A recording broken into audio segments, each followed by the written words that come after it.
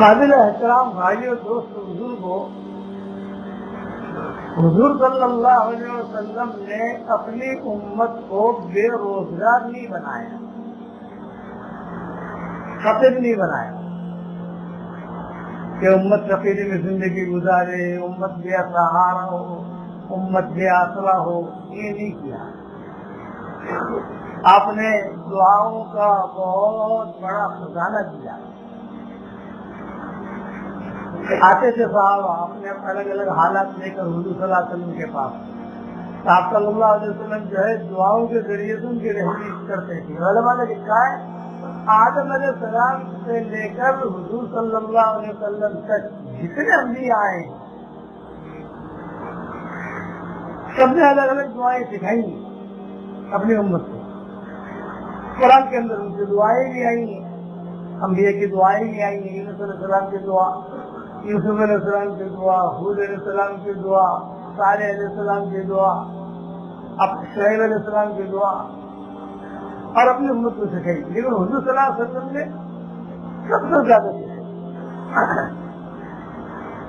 وقت وقت کی دعائیں سکھائی، بے روزگار نہیں بنایا۔ یہ میرا جملہ یاد رکھنا، کوئی بھی آیا اس کو کہا یہ پڑھ لیجیے۔ ایک صحابی آئے، انہوں نے کہا کہ میرے بچے بہت ہیں، پیسہ نہیں ہے کہ کیا کروں؟ تو آپ نے کہا کہ دیکھ، جب گھر میں داخل ہو تو سلام کیا کر، اور دوسرا درود شریف پڑھ لیا کر، اور تیسرا ایک مرتبہ سورہ اخلاص پڑھ لیا کر، اور ایک مرتبہ سورہ فاتحہ پڑھ لیا کر۔ یہ 4 چیزیں بتائی حضور نے، اس میں آگے پیچھے ہو جائے تو حرج کی بات نہیں ہے۔ سلام، درود شریف، سورہ اخلاص، سورہ فاتحہ۔ بس سلام پہلے ہوگا، باقی چیز آگے پیچھے ہو جائے، علماء نے لکھا اس میں کوئی حرج نہیں ہے۔ پھر بتایا اگر تو یہ پڑھے گا تو تجھے اکیلے کو روزی نہیں ملے گی، تیرے پڑوسیوں کو بھی اللہ روزی پہنچائے گا، تجھے تو ملے گی ہی ملے گی۔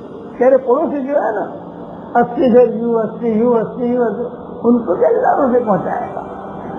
اب وہ صحابی آئے حضور صلی اللہ علیہ وسلم کے پاس، اور حضور صلی اللہ علیہ وسلم نے پوچھا بھی کیا حال ہے؟ انہوں نے کہا حضرت پہلے تو بالکل پیسہ نہیں ہوتا تھا، اللہ نے اتنا پیسہ دیا، گھر والوں پر خرچ کرنا شروع کیا تو پیسہ بچ جاتا ہے، تو میں نے رشتے داروں پر خرچ کرنا شروع کیا، مال بچ جاتا ہے، تو میں نے جو ہے سارے مدینے والوں کو خرچ کرنا شروع کیا، مال بچ جاتا ہے۔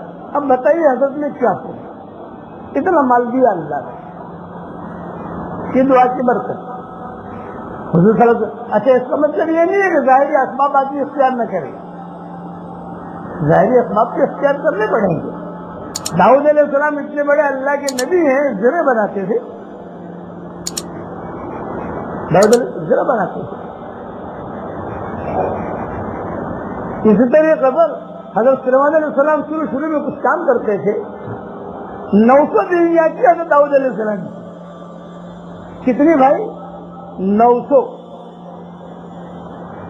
مفسرین نے لکھا ہے، تو 900 بیویاں تھی۔ تو انہوں نے ایک مرتبہ جبریل علیہ السلام سے شکایت کی کہ اب نے اللہ سے شکایت کی کہ اللہ تعالیٰ بہت کمزوری لگ رہی ہے، یہ ہے وہ ہے یہ ہے وہ۔ تو اللہ نے جبریل علیہ السلام سے کہا کہ داؤد سے جا کر وہ انڈا کھائے، یہ روایت میں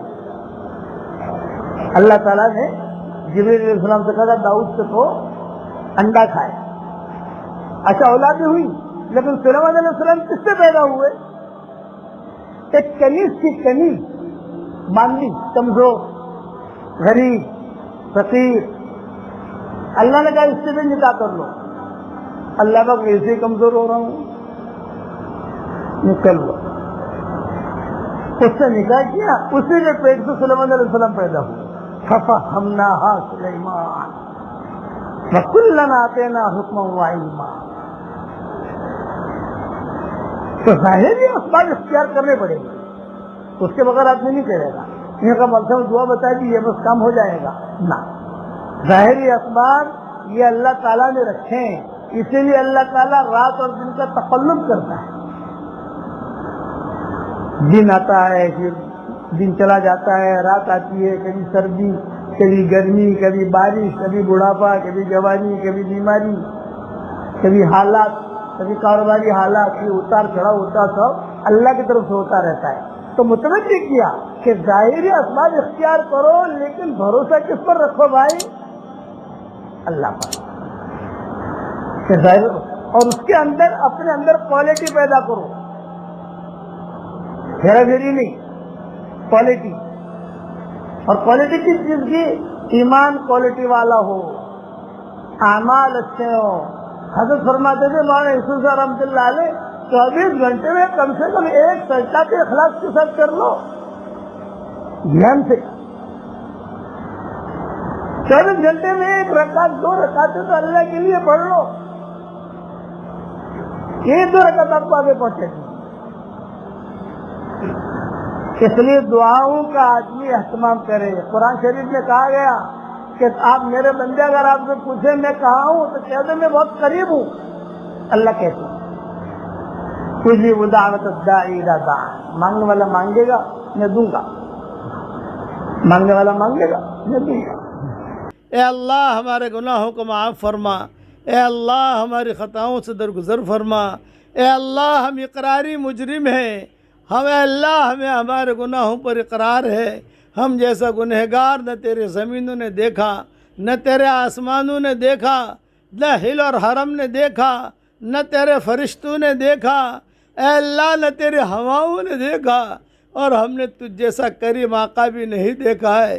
ہم گناہ کرتے رہے تو ہمیں روزی دیتا رہا، ہم گناہ کرتے رہے تو ہمیں مال و منال دیتا رہا.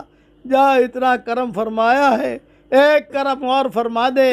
جتنی مائیں بہنیں بیٹیاں اور ہماری بہوئیں بچیاں اور ہمارے بھائی جتنے بیٹھے ہیں ہم سب کی قیامت تک کے آنے والی نسلوں کو قبول فرما لے. اور اے اللہ دور دور سے جہاں پر بھی بیان سن رہے ہیں، دعا سن رہے ہیں یا جب بھی سنیں ان کے لیے بھی دعا تو قبول فرما. اے اللہ اچانک کا خیر ہمیں نصیب فرما، اچانک کے شر سے تو ہماری حفاظت فرما. ہمارا کھویا ہوا دین ہمیں واپس دے دے، ہمارا کھویا ہوا قرآن واپس دے دے، ہماری کھوئی ہوئی عزتیں واپس دے دے، کھویا ہوا دعوت کا کام واپس دے دے. اے اللہ پورے صورت والوں کو قبول فرما، ایک ایک مرد اور عورت کو قبول فرما، ایک ایک بچہ اور بچی کو قبول فرما. حلال مال و منال کے دروازے ان کے لیے کشادہ فرما. جنہیں دکان کی ضرورت ہو دکان عطا فرما، جنہیں مکان کی ضرورت ہو مکان عطا فرما، جنہیں گھر کی ضرورت ہو گھر عطا فرما، جنہیں حلال بستری کی ضرورت ہو حلال بستروں کا انتظام فرما. اے اللہ جن کے لڑکے اور لڑکیاں شادی کے لائق ہوں، غیر شادی شدہ ہوں، بہترین جوڑوں کا ان کے لیے انتظام فرما. جو بے اولاد ہیں نیک صالح اولاد انہیں نصیب فرما. جن کی اولاد تو ہے مگر بے دین ہے، اے اللہ بے دین اولاد کو تو دیندار بنا دے.